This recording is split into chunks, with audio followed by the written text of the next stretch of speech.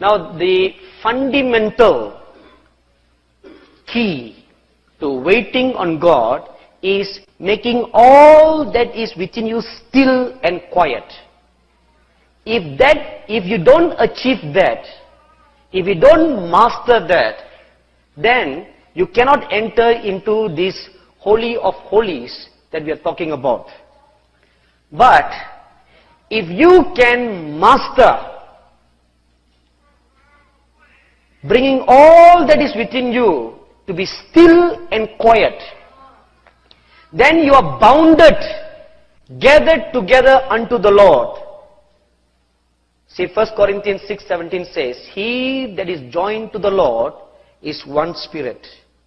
See, you are entering into a union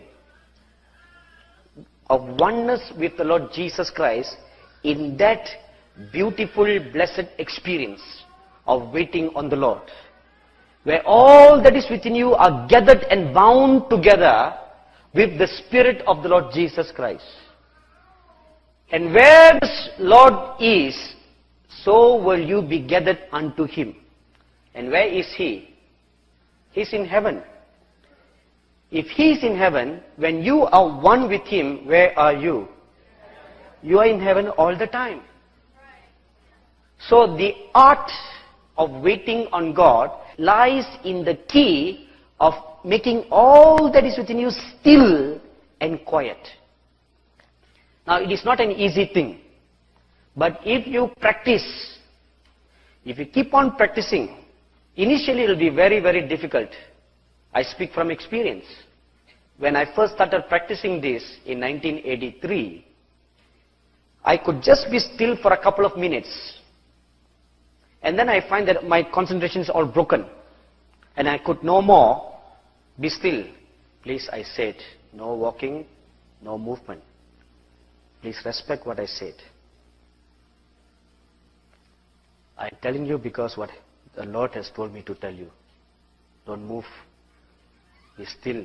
Then you will know that the Lord God is God.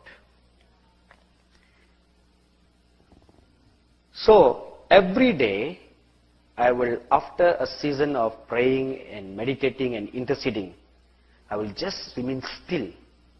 But when you try to remain still, your mind will start to wander. And that's the big battle. Our mind behaves like a monkey. Running here, jumping here, running all over the world. Have you seen people flying kites? You know, the kite flies up in the sky. But the person who's flying the kite holds a string in his hand. And he does not allow the kite to fly beyond its given length. And he will hold the string and pull it down. So, the kite is like your mind that may want to wander. But you have the power in your hands to pull it, to still it, to keep it quiet. But most of the time we release the kite and we fly along with the kite wherever it wants to go. That is why we have a problem in being still and quiet. So the first day I was only able to wait for 5 minutes. Then the second day 5 minutes. The third day I became very still, very quiet for 8 minutes. And day by day my ability to remain still was increasing. And on the 6th day I was able to perfectly remain still and quiet for 25 minutes. Perfectly still. The mind is quiet. Your heart is quiet. All that is within you is perfect silence and quiet. Then I heard the loud, audible voice of the Lord Jesus Christ speaking to me. It was as if coming from the four corners of my bedroom. Big, huge speakers, as big as these speakers, put in the four corners of my bedroom and spoken at a loud, blasting voice. Fear not. How can you not fear? In the middle of the night, and suddenly we hear a blast of sound with the music. It's like an entire orchestra was mingled into oneness in the voice of the Lord Jesus. and then the sound of running waters, all intermingled together, and all the three is distinguishable. And then the Lord Jesus spoke to me concerning my ministry, what I should do, and how He is going to help me to do the work. That was the first time I audibly heard the voice of the Lord Jesus Christ speaking. And after that first time, it was as if like it's now kept an open door. Hearing the voice after that was no more a difficulty. You see, you need to struggle until you have a breakthrough. Once you break through, the door is already open.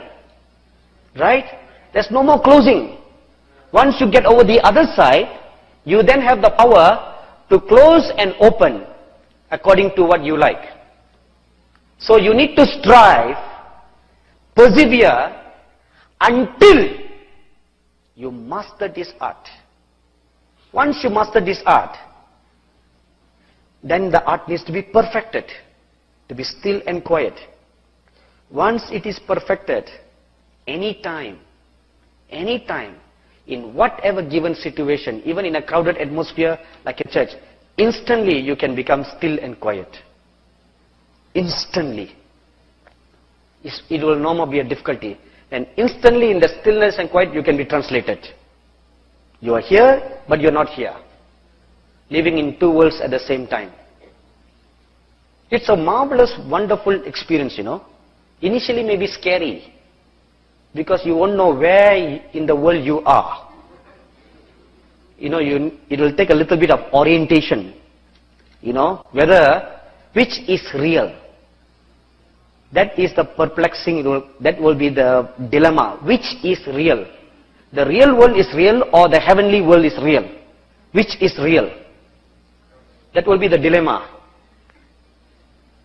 But it is a wonderful, wonderful experience. Rather, an invitation that your Father is extending to you. Come. Come, my son. Come, my daughter. You are not a dog that need to be satisfied eating the crumbs that fall down the master's table. Are you dogs? No. Only dogs eat the crumbs. But you are the sons and daughters of God. And you should be sitting on the chair. If not on the chair, up on the table. Which father will be upset with his son or daughter who wants to sit on the table? I always carry my little niece and put her on the table and talk to her. Because she's little. If she's grown up, I cannot do that. But that's the way I show my affection and my love to her. And when my little nephew, now he's a big boy, when he was a little boy, as soon as he comes back from his play school, he will come knocking on my office. And he will just walk up right to me, climb up my laps, and then climb up on my table, and sit on my table and just stare at my face. Even if I tell him, uncle is very busy right now, leave, he will just smile. When you see a cherubic smile like that, how can you chase away that angel? Can you? No. So I'll be forced then to take a little break from my work and sit down on the sofa with him, tell him a story, or take him out for a walk. Then he'll be very satisfied. If a mere man like me can extend such a favor to an object of my affection, how much more your heavenly Father? How much more? It is not his desire in the wildest of his imagination that you remain under the table and only eat crumbs. Tonight, I promise you, or I declare to you, that is not the will of your Father. The will of your Father is you rise up and sit with him at his right hand and be like him. Not be like you. You were created in the image of the living God. Right? Not in my image. If you are created in the image of the living God, as I have been telling you since the past 3 days, How can you be a child of God if you don't see your father's face? How can you claim to be a child of God if you don't even know the voice of your father? And how can you be a child of God if you don't even know the house of your father? Behold, I go to prepare a place for you, that where I am, you may be also. The Lord Jesus said that very clearly. Where I am, you may be. So where is He now? At the right hand of the Father in heaven. So where should you be? Seated there, dwelling there. That's where you should be. Not where you are now. This is the reason I'm provoking you to jealousy, stirring you to climb up higher.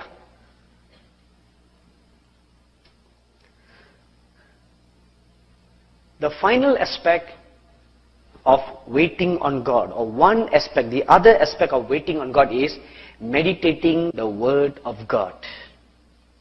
Meditating the Word of God is a very important, integral aspect of waiting on God. Now please look at John chapter 15, verse 7. If you abide in me, and my words abide in you, you shall ask what you will, and it shall be done unto you. Now I explained to you on the first night that abiding is waiting on God. Here the scripture says, if you wait on me, and my words abide in you, waiting with the Word of God. The process of meditation, meditating the Word of God, is an aspect of waiting on God. To understand deeper realities of the Word, you must practice meditation. Now when we say meditation, please don't think of Buddhist monks or Hindu priests sitting in a meditative position. No. Now this is another lost art of original Christianity. We have lost it. And the Buddhists and the New Agers have grabbed it. So now when the genuine tries to resurface, we are branding it New Age. No, it's not. All this heritage, all this whatever experiences, whatever teachings that you hear the New Agers claim are rightfully ours. They're not the devil's. But who's the devil? He was a high-ranking angel in heaven in the first place. He knows what makes heaven tick. He knows because he was there. He was the only one among all the high-ranking angels who had the closest access to God. He walked on coals of fire. That is why he dared to challenge God. Because he was the closest. He dared to defy. Because he thought he knew much things about God. But yet I always often wonder what guts he really had for a created thing to come against the uncreated thing. Some kind of guts, isn't it? Something to be admired of. So if he who was not created in the image of God can have that much of boldness, how much more you, who is created in the image of God, should have all the boldness to stand against him. Amen. You should not fear him. He fears you. Because you have usurped his position. We have been called a kingdom of priests to offer spiritual sacrifices unto God. That was what he was doing. So he lost his position. God made man and gave him that right. That's why he's mad against us. Because we have taken his place. But made higher. Because we are now seated at the right hand of God. Now, to understand the deeper reality and the revelations of the Word of God, you must meditate. John chapter 6, verse 63, the Lord Jesus said, my words, they are spirit and life.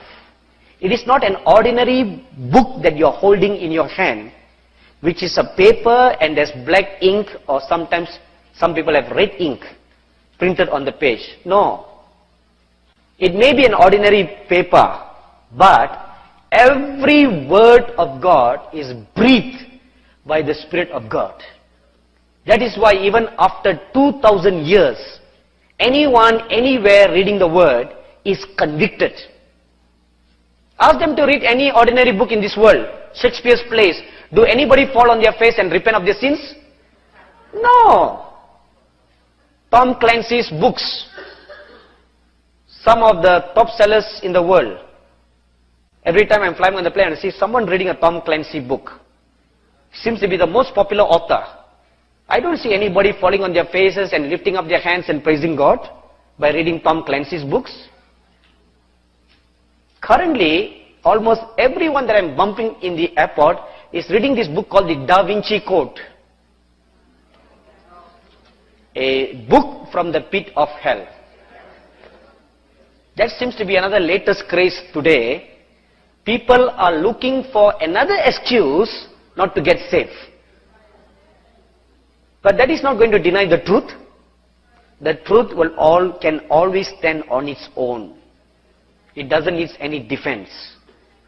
The word of God is spirit and life. The Lord Jesus said in Matthew chapter 4 verse 4, man shall not live by bread alone, but by every word that proceeds from the mouth of God. Man can survive without physical food just by the word that is in the Bible. I know of a Catholic nun in India who has never eaten for the last 30 years.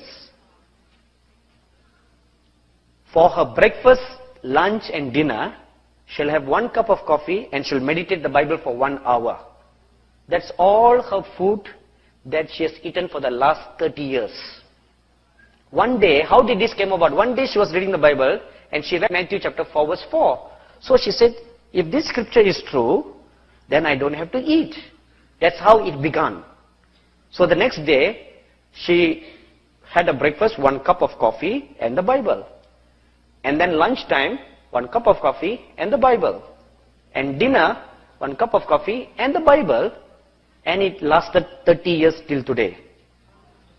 That nun is still alive and heavy.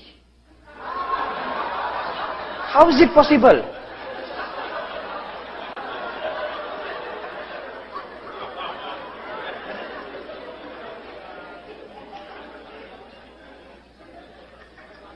The Bible says, the word of God will make your bones fat.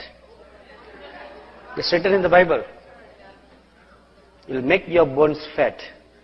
When you dare to believe and dare to act upon it, God honors it.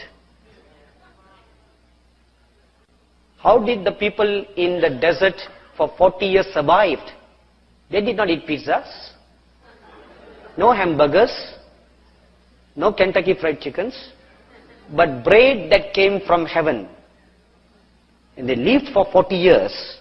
None of their clothes got worn out.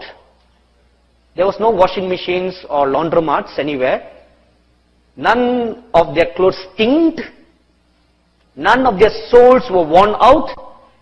You know, not only God supernaturally fed them, but God supernaturally kept all their clothes clean. All their clothes supernaturally cleaned. And all their sandals and shoes supernaturally preserved for 40 years. Talk about kingdom living. They experienced it in the Old Testament days. And the Bible says the New Testament saints are better than the Old Testament saints. They are better. Remember that. So if they can be supernaturally sustained, you can much more. Amen? About 10 years ago, when I started speaking in the churches in Singapore, A pastor once, he became a very dear friend of mine, came and told me, you know, Brother Sadhu, your message is wonderful. You give revelatory teachings. And when you begin to pray, the power of God comes on very powerfully. But only one thing is lacking in your message. I thought this is learned teacher of the word has found some error in my preaching. So I said, please correct me where I am. He said, you know, you must beef up your messages with Greek and Hebrew words. I said, okay, if I use Greek and Hebrew words, will the congregation understand? He said, no, they may not understand, but it will make you feel great. It will make you feel very learned. Okay. And you know what that minister used to do in his messages? He not only quote Greek and Hebrew words, but he will even give strong concordance number. Once I heard him saying, love in Greek is agape 4232.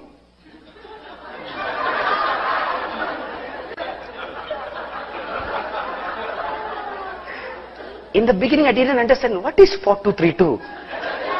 And then he will say another Greek word, I will say 3212. 4323, 3212, what is all that? So I didn't know what he was talking about, you know. And he will go on quoting all these numbers. I thought maybe this pastor had some strange, rare revelation that I had no access to. So at the end of the meeting, I asked him, Pastor, excuse me. With all fear and trembling, I asked him this question. Because they may feel offended, you know. Those who have PhDs and doctorate degrees. See, when they have a PhD, they have permanent head damage.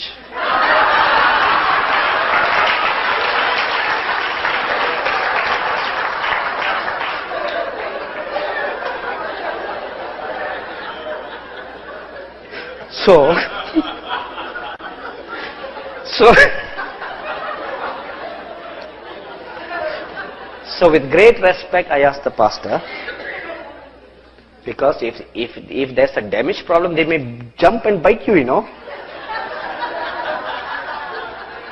Remember the story that Sister Hedy said about the boy who was going around biting everybody? So I asked him, Pastor, you know, what is all this 4323, 1232? Oh, and he just, you know, braced up himself and he said, oh, Brother Sadhu, these are all the Strong's Concordance reference numbers that I'm giving to the people so that they can go back home and do their research. Oh, I see. I said, please, Pastor, how many of the people in the congregation have a Strong's Concordance at home? Or how many of them will really go up and bother to look up the Strong's Concordance number? He said, anyway, Brother Sadhu, if you really want to be well accepted by all these established churches, you must do all this research and come up with all these Greek and Hebrew words. I said, all right, Pastor, I will go and do my homework. So I went and knelt down to pray. So I told the Lord Jesus, what the pastor said. I said, Lord, look at what they all said. Why didn't you allow me to go to a Bible school? If you had allowed me to go to the Bible school, I can also say 1, 2, 3, 4, 5, 6, 7, 8.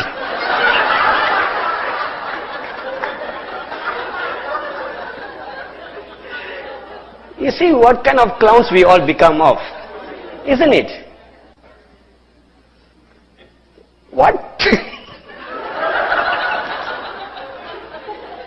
You know how much more spirituality will be added to a Greek word or Hebrew word. Anyway, so I was pouring out all my woes to the Lord Jesus. So I said, all right, Lord, now you need to teach me Greek and Hebrew words.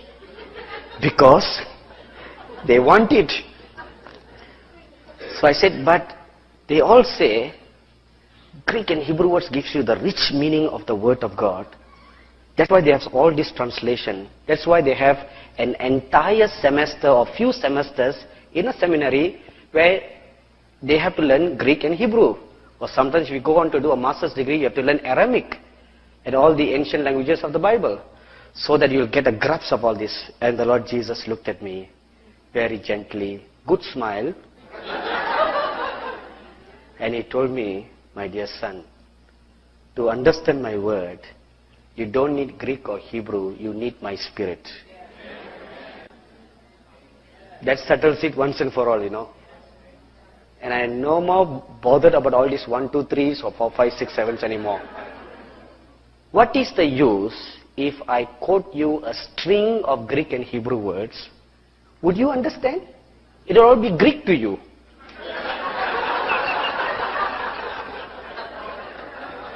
Right? It will all be Greek to you. What's the use when the Spirit is missing? See, the Bible tells us very clearly in 2 Timothy chapter 3 verse 16, every word of God came by the inspiration of the Holy Spirit. If it is the Holy Spirit who breathed the word, to understand the word you must know the Holy Spirit. Then He can unveil all the richness of the word that the Lord Jesus actually spoke.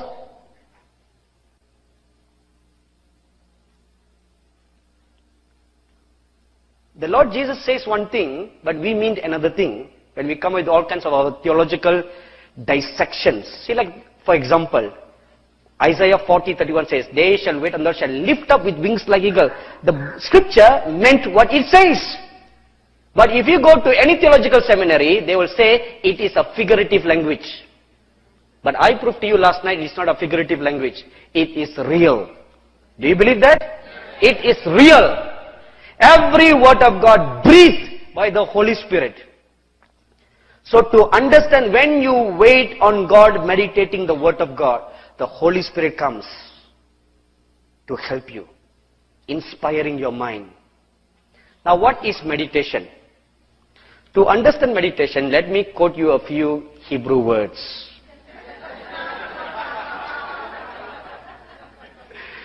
Well, I can only form my definition from going to those root words. Anyway, there are two specific Hebrew words and one Greek word used to convey this concept of meditation. Firstly, the word Hagah. H-A-G-A-H. How many of you can tell me what it means? You see? Oh, you know Hagah? Okay, very good. Only one among these hundreds. So I don't understand what's the use of giving all these words, you know. Anyway, it's okay. I will follow tradition. It means to muse, to think, to consider, to reflect deep thoughts. So it means the word Hagah has got to do with the mind. Okay? Now keep that in your mind. Secondly, the word Siach. S-I-Y-A-C-H. And the word Siach means to speak to oneself. So like you are just speaking to yourself. Now thirdly is the Greek word melettao. M-E-L-E-T-A-O.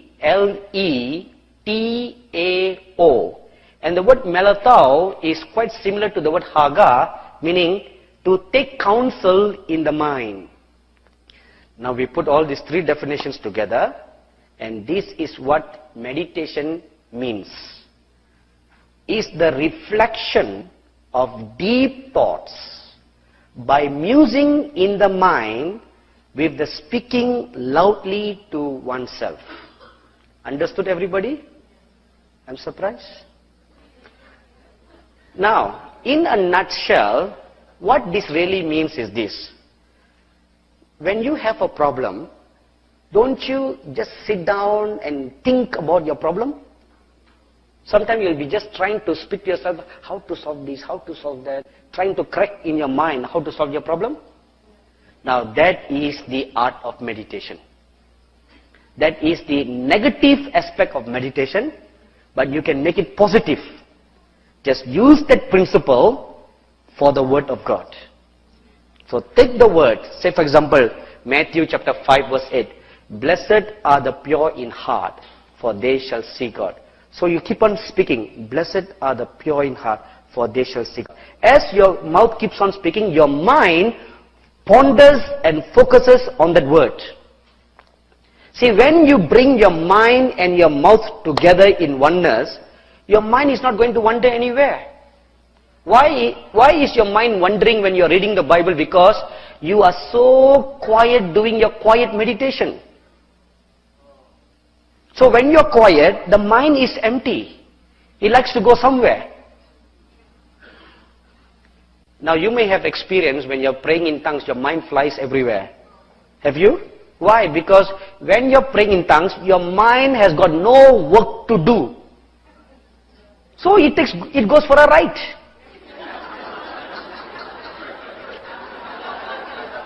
It gets bored waiting for you. It doesn't know what to do. Because it's not experienced. However, if you discipline the mind to become one with your spirit, when you can achieve that oneness, then whatever you pray in the spirit, your mind can interpret and understand it. Instantly. Instantly. Don't have to wait for the interpretation to come. Instantly. As you are praying in the spirit, you will know what you are praying. When the mind becomes one with your spirit, and your mind and your spirit becomes one with the Holy Spirit. Now that is a different subject, we don't want to go into that right now. So this is meditation. You take the word of God, you meditate. You ponder and ponder upon it. And then speak aloud. This is the correct form of reading the Bible. You don't read it quietly to yourself. That is wrong. You must open your mouth and speak aloud. You speak aloud, and as you are speaking aloud, your mind thinks on the word. See, the scripture says, let the words of my mouth and the meditation of my heart be acceptable in your sight. Words of the mouth and the meditation of the heart, the meditation of the mind, be acceptable, meaning they become one. When they become one, then you are bounded together in oneness with the Spirit of the Lord. Then when you become bounded in oneness with the Spirit of the Lord, powerful results are resulted. Now, when I was here last year in Lancaster, when we were having this conference, whatever I'm going to teach you now is what the Lord taught me last year. And this was what He said in opening when He gave me this entire teaching. He said, tell my people to love me, and the word abiding in them will cause them to see me. Loving the word and seeing the Lord Jesus Christ goes hand in hand. Let me repeat to you again. Tell my people to love me, and the word abiding in them will cause them to see me. Now, when we love certain kinds of food, we will eat them with great delight and large quantities. Right? Something you like, you will want to eat. Those things that you don't like, you will fast and pray. Right?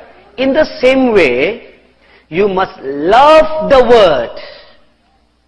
Love the word and eat it with delight, and not do it out of compulsion or duty. It should not become a ritual that if you don't do it, you feel so condemned. If it becomes a ritual, just part of your Christian life routine, it defeats the purpose. Now, turn your Bible to John chapter 14, verse 21. John 14:21 say, he that hath my commandments and keepeth them, he it is that loveth me. If you claim that you love the Lord your God, then you must meditate God's word. This is a commandment from the Lord Jesus Christ. What is the sign that you love Him? How can you say you love Him, but you are not knowing about Him? You know, when you meditate the word, you are meditating Him who wrote the word. That is why it is so powerful to meditate God's word. You are in actuality meditating on the Lord Jesus Christ himself. When you are partaking the word of God, you are feasting on the Lord Jesus Christ himself. In John chapter 6, the Lord Jesus said, I am the bread that came down from heaven. I am the loaf. Actually, the Greek word for bread says a big loaf. The loaf that came down from heaven, and you can partake bits and pieces until the big loaf is within you. Now, when you meditate, meditation is a revelation of Jesus Christ himself. In John chapter 5, verse 39, the Lord Jesus said, search the word. In them you shall only find me. Search. You think you have eternal life there? No. You'll only find me. When you meditate the word of God, you are entering into the bosom of the Lord Jesus Christ. As John 1:18 says, that Jesus Christ enters into the bosom of God the Father. When you meditate the word of God, you are entering into the bosom of the Lord Jesus Christ. You know where is the bosom of the Lord Jesus Christ? When the Lord Jesus Christ died on the cross, John 19:34 says, a Roman soldier took a spear and pierced his side. A way was made in him for you on the cross.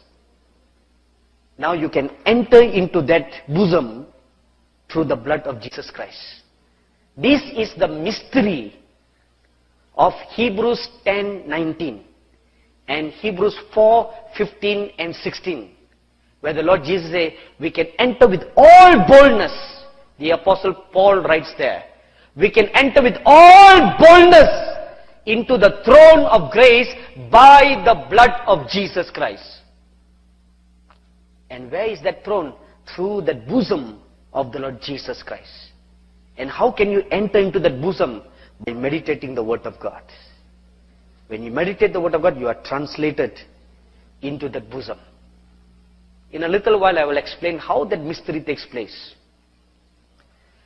Several years ago, maybe about 10 or 15 years ago, I was in this a nation called Malaysia.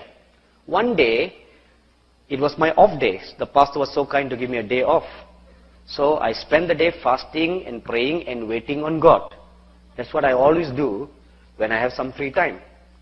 So towards the end of the day, I decided I'm going to do a spiritual research. This is another one of my pastimes. I do spiritual research on what the word says or something that is mysterious in the Bible. I'll fast and pray, even if it takes 10 years, until I get the answer or understand the mystery concerning this one particular thing that is hidden in the Bible. So I decided to do a research. If I meditate the word, the name Jesus, what will happen? So I got into a quiet oneness state of mind. Then I just keep on repeating the word Jesus. As I began to meditate the word Jesus, before my spiritual eyes, I saw the letters J-E-S-U-S appeared in the heavenlies. And I just keep on looking now with my spiritual eyes and keep on meditating the word. And the word became brighter and brighter and increasing its glory. Then the word just transformed. And I saw the Lord Jesus Christ standing in the heavenlies now. See, this is the mystery of John 1:14. And the word became flesh. You think the Bible is lies? I saw that with my own eyes that day. The word became flesh. And then I saw Jesus Christ now. I keep on meditating further and further and further. And light from the center of the chest of the Lord Jesus Christ began to shine out. From small intensity of brightness, it began to increase until the Lord Jesus Christ was covered with a ball of light. And the Holy Spirit then signified to me, this was how the Lord Jesus Christ looked like on the Mount of Transfiguration. That's how Peter, James and John saw the Lord Jesus Christ on the Mount of Transfiguration. And I kept on meditating deeper, and the ball of light increased in its intensity, increased and increased until it became a huge ball of sun. And I keep on meditating. Now I could feel the pain and the intensity of the light and the glory on my physical eyes. Although it was just a vision, but still, you see, my flesh and my spirit became one. When they became one, I could feel, as I feel in the spirit, I am feeling in the natural. Do you understand? It became one. The senses both became one. And the light increased and increased and increased until there was an explosion. And I was physically knocked down. The glory of the Father God. See, this is how powerful meditation is. You are entering into the glories of heaven. When you meditate the Lord Jesus Christ, an aspect of waiting on God, it transforms you and takes you into the very heart of God. Now when you meditate the Word of God, it also sanctifies you.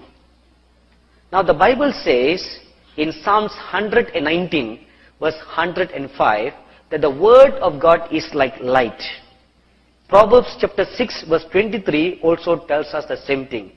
Now so when you meditate that Word, when you keep on speaking the Word that is nigh on your mouth will begin to enter into your spirit. Just like how when you eat food, it goes down your throat into your stomach. In the same way, when you start meditating the Word over and over again, it will flow down your spiritual throat, inside your spirit, it's going down into your spirit. And the Bible says in Psalms 119 verse 130, the entrance of God's Word gives light. That light is the holiness of God. Now when that light goes into your spirit, it will begin to burn all the works of the flesh and the lusts of the flesh within you. It will begin to burn the fires of God. And when it begins to burn, 2 Corinthians chapter 7 verse 1 says, all filthiness of your spirit and your flesh are being washed and burned by the fires in the Word of God. Now if you read Psalms 39 verse 3 and Jeremiah chapter 20 verse 9, these two scriptures says the Word of God is like fire. So when the Word enters into your being, the first work it does is, it sanctifies you. All the impurities in your spirit, in your soul and in your body, it burns, it purifies and sanctifies you. This is the first miracle that takes place. Secondly, when you meditate the Word of God, waiting in the presence of God, the Word of God will bring inspiration to your spirit. The Bible says in Proverbs chapter 20 verse 27, the spirit of man is the candle of the Lord. So when the Word, so now imagine like this, a candle is in your spirit. Now you're meditating the Word of God and the Word is light. And the Word starts entering into your spirit. When it comes in contact with your spirit, at that point of contact, there is a blinding explosion of light. Something equal to a nuclear fusion. In a nuclear fusion, scientists collide at fast speeds, two atoms. And when they collide, at that point of colliding, they give a blinding explosion of energy called a nuclear fusion. Now that's what happens when the light of the Word touches the light of your spirit. When it bursts, when it comes in contact, the blinding flash of light shoots directly up to heaven. The Bible says in James chapter 1 verse 17, that God is the Father of lights. It goes straight up to Him. And when it touches God, then God gives back to you. James 3:17 says, multiple sevenfold wisdom. Inspiration. Now why do all the angels in heaven need to praise and worship God? There's no need for them to praise and worship God. But if you study the book of Revelation very carefully, they will use 7 different kinds of words. Always 7 words to praise God. Wisdom, thanks, glory, honor, power be unto God. Now, why? Isn't God wisdom? Isn't God glory? Isn't God honor? So why must the angels all say that for? By ascribing that all to God, God has created a system that then they shall receive wisdom. They shall receive honor. They shall receive glory. By praising God, the angels are being blessed in return. God doesn't need the glory, honor and praise all that because He is God.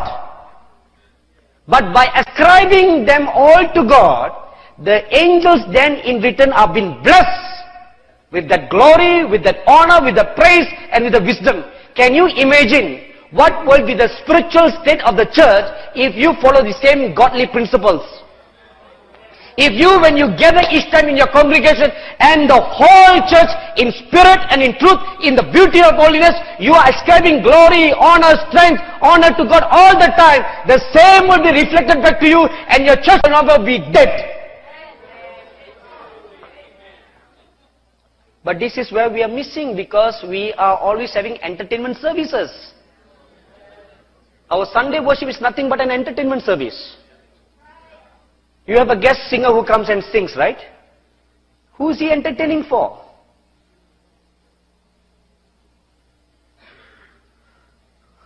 See how much we are fallen. We have fallen from the glory of God.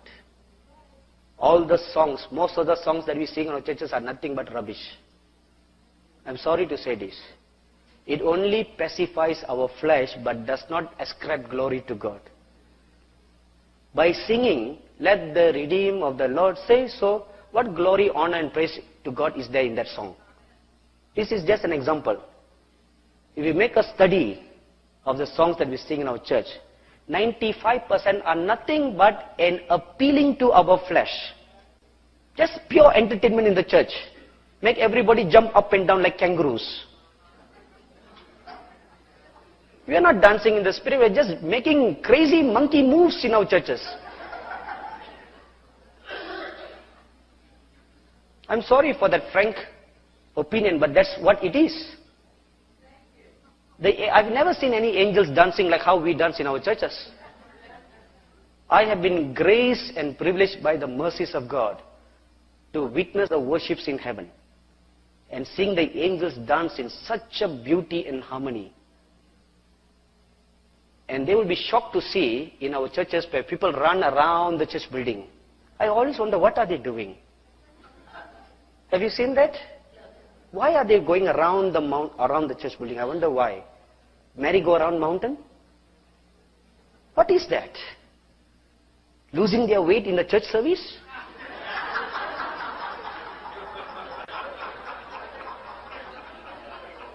I'm trying not to laugh. You see, what a mockery we are making of the holiness of God. We are making a pure mockery in the name of worship. That is why we don't experience the true glory of God in our services. I say this with great love to you. The church must be restored back to worshiping God in the beauty of holiness before she can experience the glory of God in the churches. The church will be raptured in power and glory. She must learn how to worship God in spirit and truth. Not this flamboyant display of how great voices we have. Shouting and singing to each other You don't believe me, you watch Christian TV in your country, you will know. In the conferences, in the crusades, top singers will shout at each other. I don't know why they are shouting at each other, when it should be a song of glory to the living God. Why are they looking at each other and shouting? Seeing who can sing better? If you are presenting the special song for the glory of God, shouldn't you be presenting it to God? Rather than looking at each other and shouting at each other? What is this? There's no such thing as Christian rock, you know. There's no such thing as Christian rock. My dearly beloved parents, it is your duty to teach your children, discipline your children what is right and what is wrong. If you allow them to do what they want to do, you're opening the door for the devil to wreck your family apart to pieces and bring them to hell. There's no such thing as Christian rock. That is another camouflage of the devil.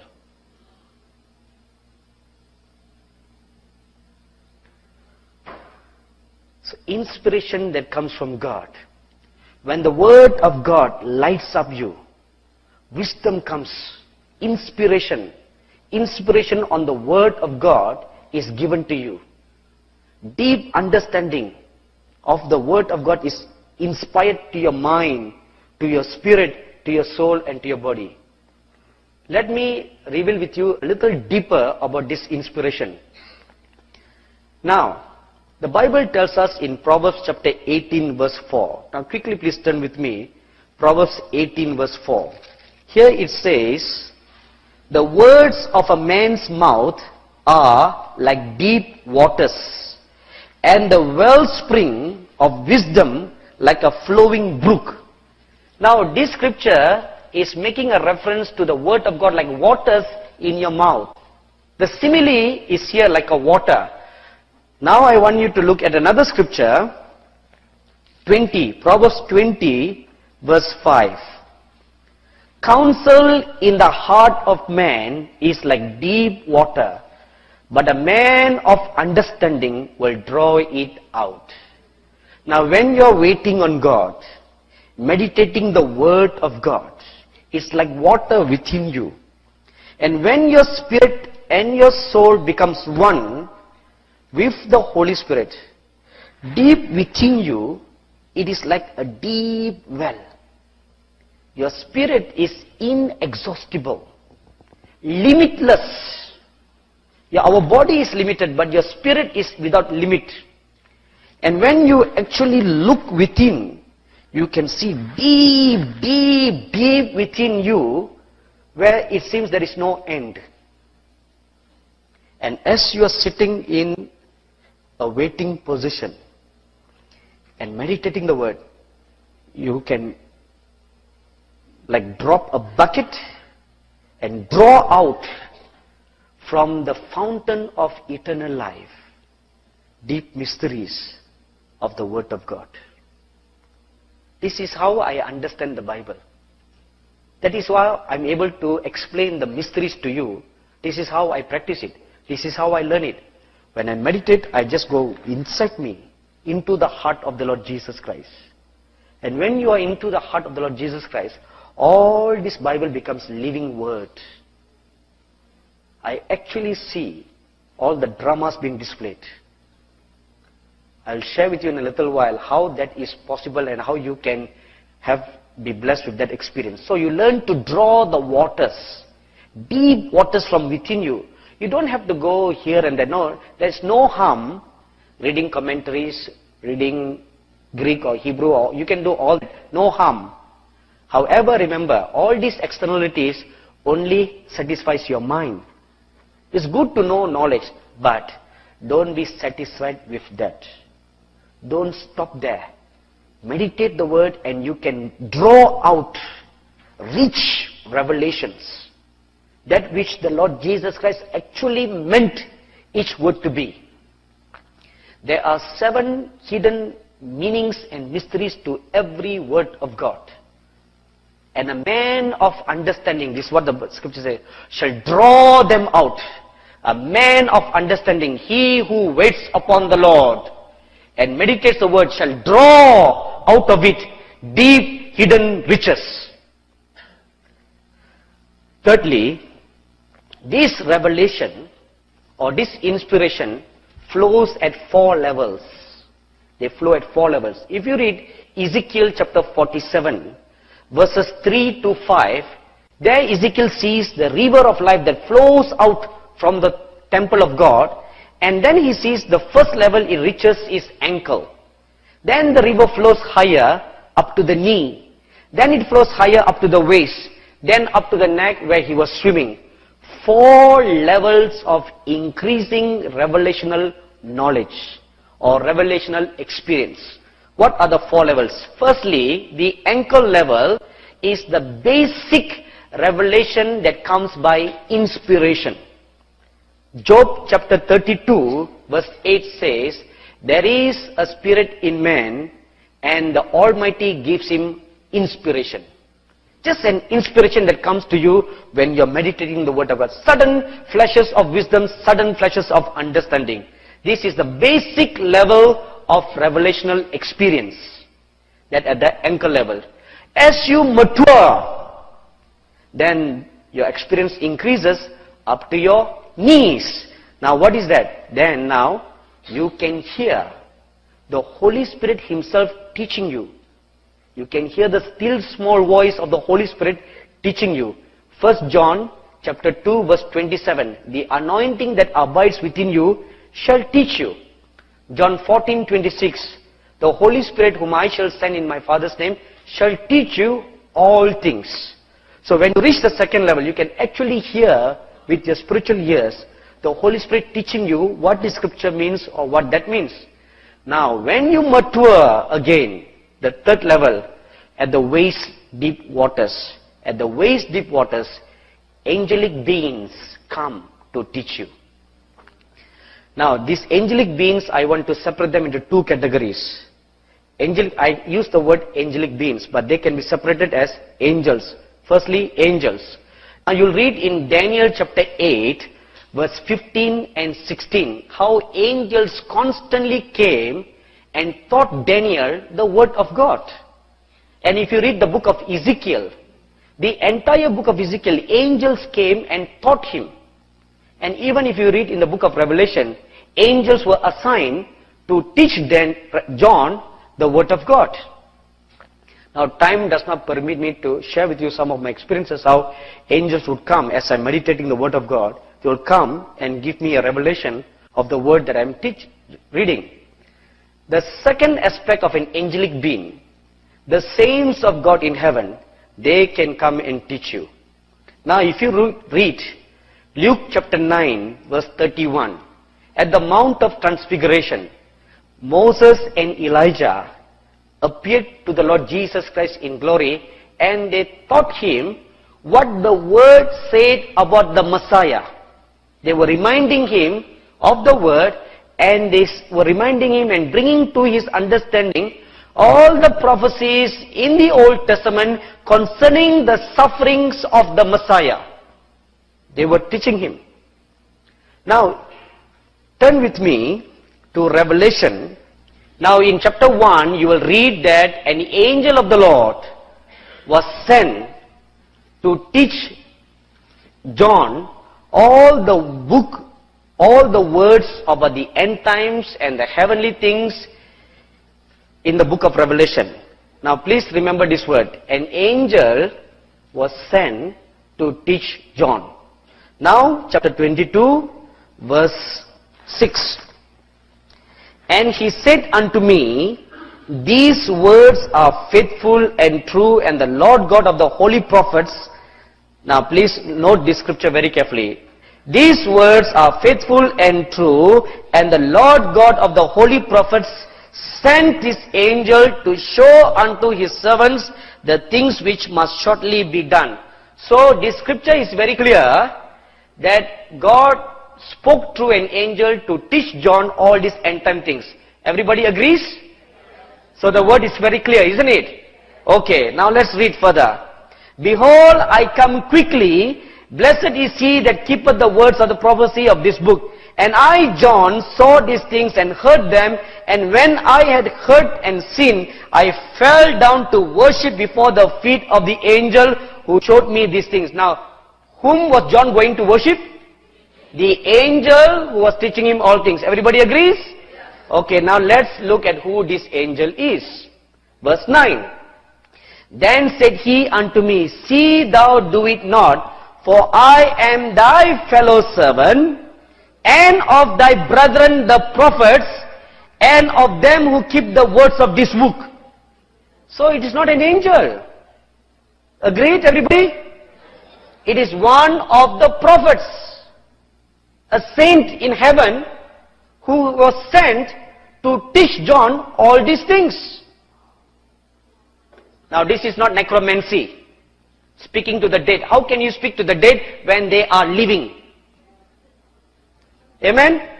When they are living and God is the God of the living, how can he be talking to the dead?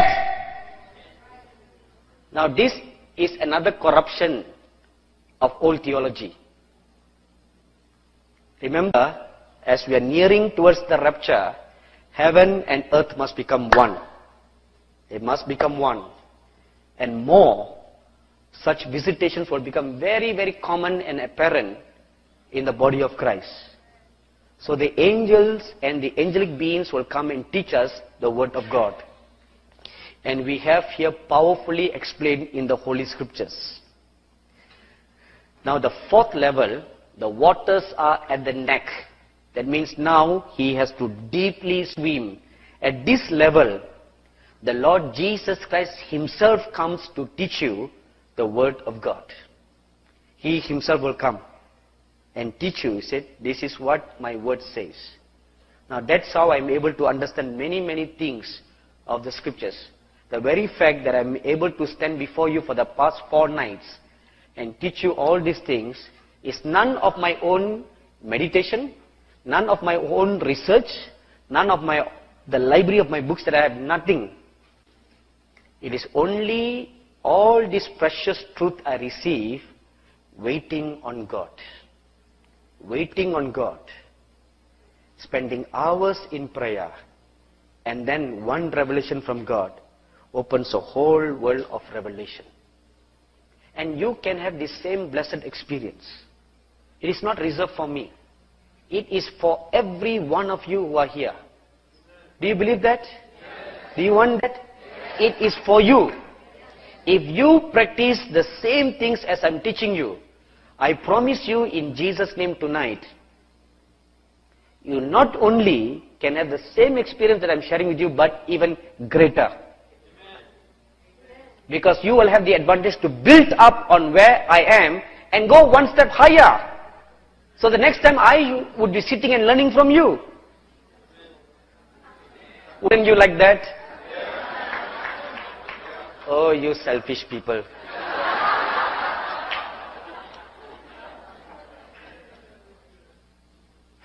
Finally, when you are meditating the word of God, it will begin to illumine and enlighten your eyes. Psalms 19 verse 8. The meditation of the word of God enlightens our eyes.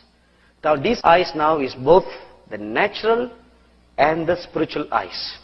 Now the eagle has binocular eyes and microscopic eyes. And it has double eyelids.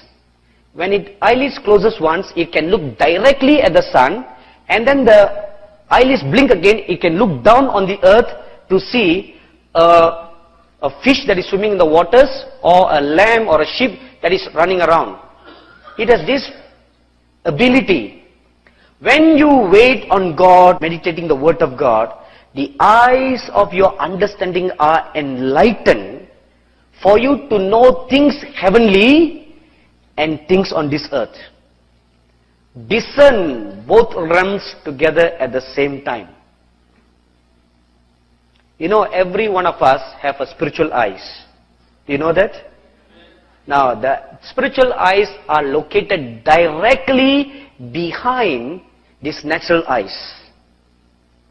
And the day when your spiritual eyes are opened, you can actually, now I'm not talking about just a visitation now. Okay, a visitation you will not experience all these technicalities that I'm explaining to you right now. A visitation, just your eyes just see. But I don't want you to be satisfied with the visitation. Do you? I want you to climb up higher and turn a visitation into a habitation, where you can forever be abiding in that place. When you are there, you can actually feel your spiritual eyes opening up right behind your ear, these natural eyes. Now that is your own spiritual eyes. But if you find favor in the eyes of God, God can give you another eye called the eyes of His understanding.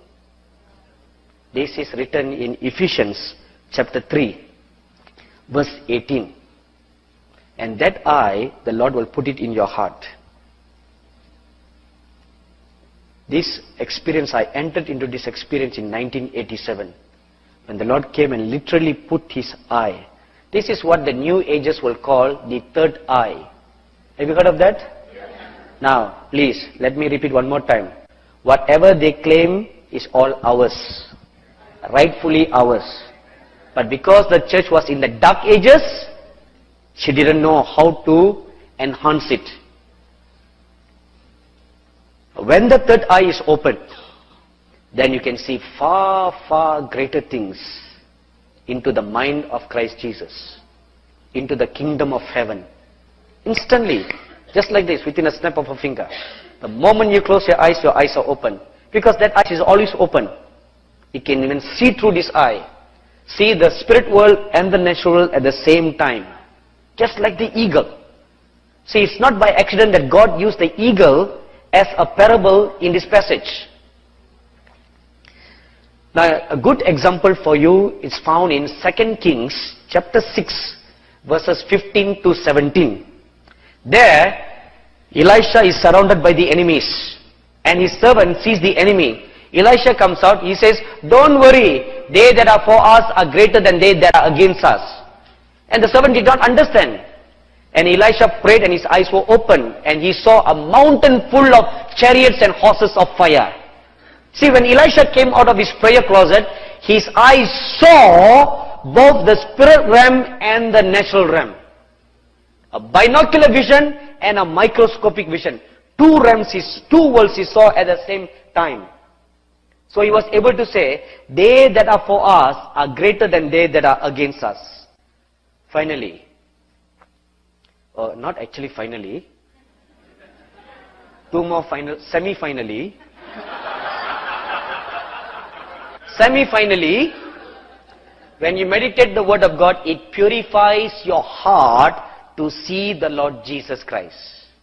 John chapter 14 verse 21 says, "He that meditates the word of God and practices it, I will manifest myself to them."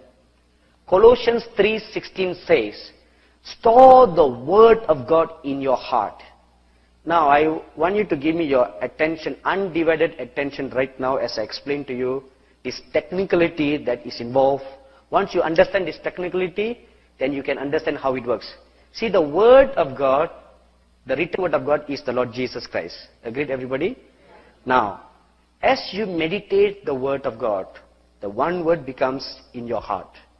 Another word becomes in your heart. Another word becomes in your heart. And when the moment your heart is full, you see Jesus there.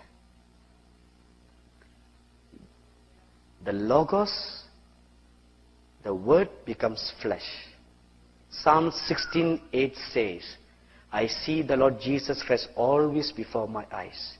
He's always standing there. But what keeps you from not seeing Him? The veil that is over your eyes. Because the heart is empty. But once the word, when your heart is filled richly with the word, when the image of Christ in your heart is completed, you see the Lord Jesus Christ standing right before you. This is a simple shortcut. Don't have to fast and pray for 365 days. Shortcut to seeing the Lord Jesus Christ. Americans love shortcut, don't you? This is a drive-by.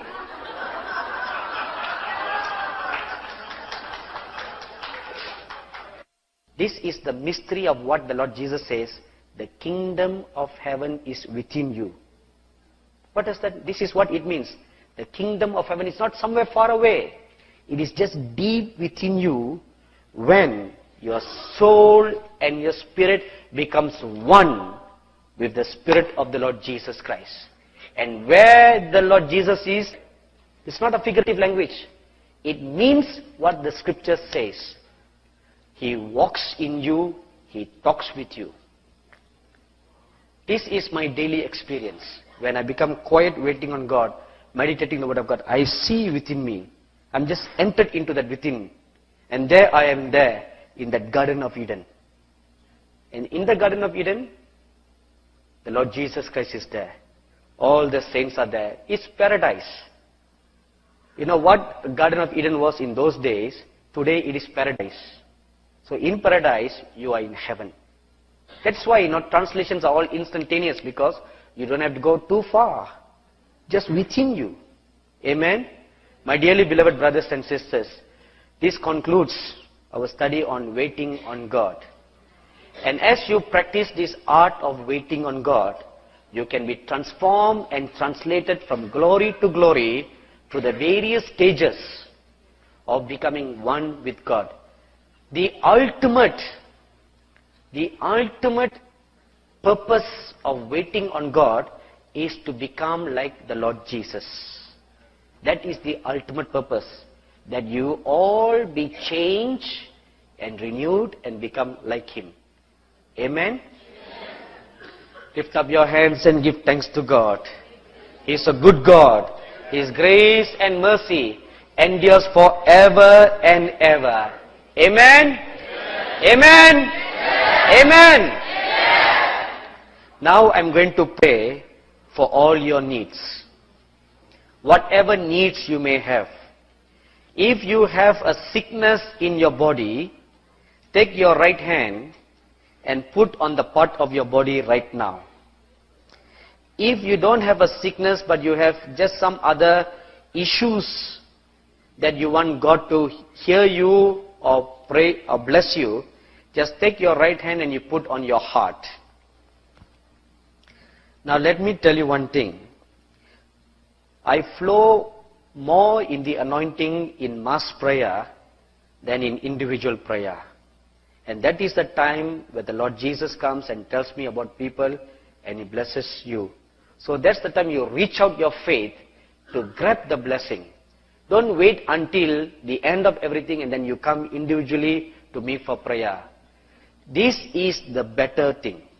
Amen? Now reach out to the Lord Jesus Christ right now. Thank you, wonderful Jesus. You are a glorious God.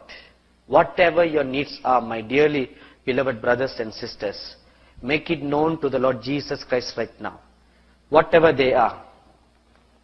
If there's a sickness, a disease in your body that is troubling you for a long, long time, tell it to the Lord Jesus. Take your right hand and you put on the part of your body where you have a problem. Thank you, glorious Jesus. Wonderful, precious Lord Jesus. Thank you, Lord Jesus. Lord Jesus, your children have continued with me in this conference, together with all the other speakers, all these past 4 days, Lord. Now I pray that you will stretch forth your hands and bless them abundantly. We read in your word that when you finished the Sermon on the Mount, you did not send anybody empty-handed, but you fed them and you also blessed them, Lord. So now I pray in the name of the Lord Jesus Christ. Look upon them, Lord. Look upon them. You have been gracious to forgive their sins, gracious to forgive their trespasses, gracious to forgive their transgressions. Now I pray, sprinkle your clean water upon them, Lord, and wash them thoroughly, that they will be white and clean. Thank you, wonderful Jesus.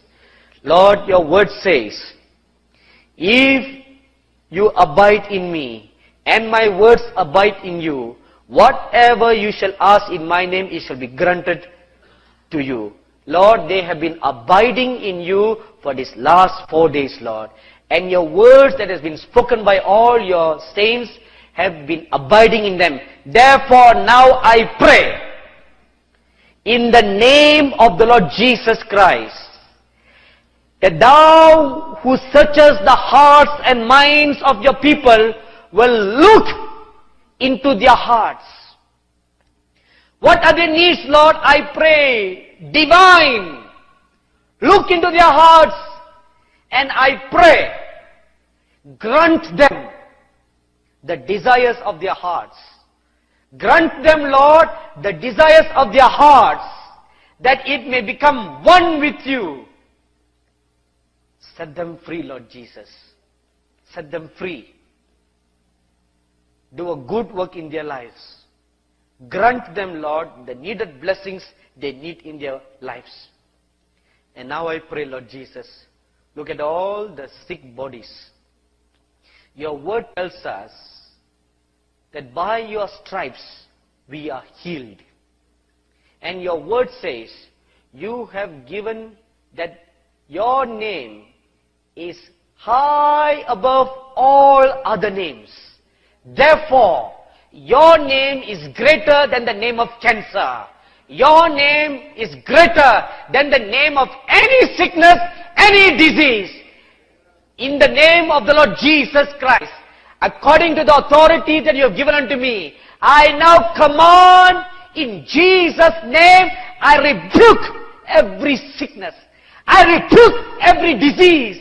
In Jesus' name, I command the sicknesses and the diseases to come out right now.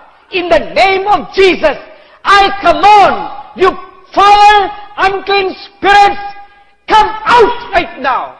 In Jesus' name, I command you spirits of infirmity, come out right now in the name of Jesus. I command these captives to sickness and disease be set free in the name of the Lord Jesus Christ. In Jesus' name, Lord, I command them be healed right now in Jesus' name. Let them feel your anointing and your healing power flowing all over them right now. Right now. Let them tangibly feel, literally feel your power flowing all over them. Your liquid fire, your wind of the Spirit flowing all over them, from the crown of their head to the sole of their feet. In the name of the Lord Jesus Christ, I command them, be healed. In the name of the Lord Jesus Christ, let your healing anointing flow all over them right now. Let every diseased organ in the wombs, I command them, be healed. Right now. Right now. I command every blood disorder. Every blood disorder, I command in Jesus' name, be healed. Right now. I command every low blood, high blood, irregular pressure of blood in the body, I command in Jesus' name, return back to the normal pressure right now. Thank you, wonderful Jesus. Thank you, wonderful Jesus. I command every breathing disorders in their bodies to be healed right now in the name of the Lord Jesus Christ. Thank you, wonderful Jesus. I command every sugar level in the blood, every diabetic conditions in the name of Jesus Christ, be healed right now. Right now, let your healing anointing flow. Let it flow. Let it flow all over your bodies, Lord. Let your children tangibly feel your anointing flowing all within their bodies. Let them feel it flowing all within their bodies.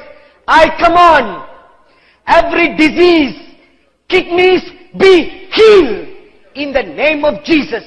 Right now. Thank you, wonderful Jesus. I command every sinus problem and every sickness in the nose in Jesus' name. I rebuke you, spirits of infirmity. Come out right now in the name of Jesus. You foul, unclean spirits, I command your chains of darkness be broken over their lives right now in the name of Jesus. I command every powers of witchcraft be broken right now over the lives of the people of God in the name of Jesus. I declare no weapon that is formed against them shall ever prosper. And your word says, Lord, there is no enchantment or divination against the children of Israel.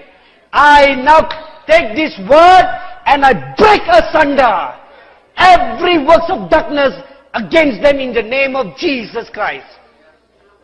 Thank you, wonderful Jesus. Glorious, mighty Jesus. All pastors, put up your hand right now. Thank you, wonderful Jesus. Lord Jesus, look at your ministers and your servants right now.